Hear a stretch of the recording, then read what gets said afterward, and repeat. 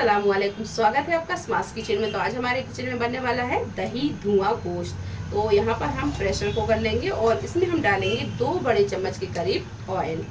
और तेल जब हल्का सा गर्म हो जाए तो इसमें हम डालेंगे मटन। तो हमने यहाँ पर 1 किलो के करीब मटन लिया, ये डाल देंगे।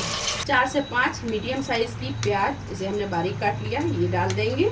अच्छा, मटन को जब थोड़ा सा फ्राई कर ले उसके बाद ही इसमें सारे मसाले डालें। और 2 टेबल स्पून के करीब अदरक लहसुन का पेस्ट, 3 टेबल स्पून धनिया पाउडर, 1 टीस्पून लाल मिर्च पाउडर, गरम मसाला पाउडर, 1 चम्मच हल्दी पाउडर, 1 चम्मच कुटी हुई लाल मिर्च और 1 चम्मच कश्मीरी लाल मिर्च, ये कलर के लिए ले रहे हैं हम। और 1 से 1.5 चम्मच के करीब नमक अपने टेस्ट के हिसाब से भी डाल सकते हैं, कम ज़्यादा भी कर सकते हैं। और इसी के साथ हम डाल देंगे टमाटर। तो यहाँ पर हमने 5 से 6 मीडियम साइज़ के टमाटर लिए और इन्हें काट लिया है, तो ये डाल देंगे। और बस सारी चीज़ें वो करेंगे अच्छे से मिक्स।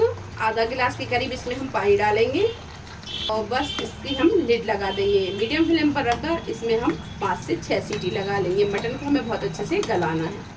तो मटन बहुत अच्छे से गल गया है, ये देखिए। अब इसकी कर लेंगे हम अच्छे से भुनाई। अब यहाँ पर हम एक बड़ी सी कढ़ाई लेंगे, ये डाल देंगे मटन।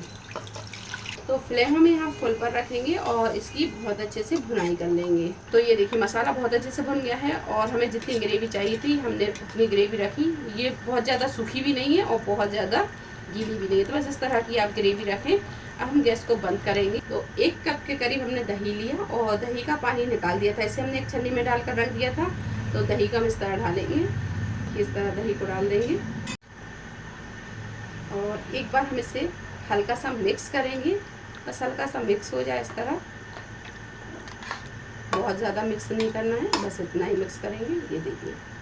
अच्छा, दही को जब आप यूज़ करें तो इसका पानी आप हटा दें, एक छन्नी में डालकर इसे इस तरह रख दें ताकि पानी सारा निकल जाए। और थोड़ा सा दही हम ऊपर से और डालेंगे और इस तरह गोल गोल प्याज को आप काट लें और ऊपर से इस तरह गार्निश करें। दही गोश्त को मैंने कढ़ाई में ही गार्निश कर दिया, आप चाहें तो इसे डिश आउट कर लें सर्विंग बॉल में और फिर आप इसे गार्निश करें। अब यहाँ पर हम एक एल्युमिनियम फॉइल रखेंगे, इस पर रखेंगे ये जलता हुआ अंगारा। ये ऑयल डाल देंगे इस पर, बस अब इसे हम ढक देंगे।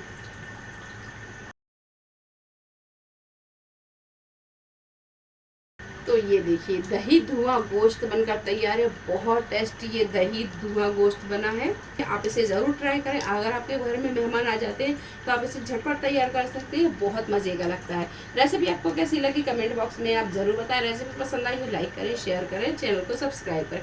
तो मिलते हैं एक नई रेसिपी के साथ, तब तक आप ख्याल रखें। अल्लाह हाफ़िज़।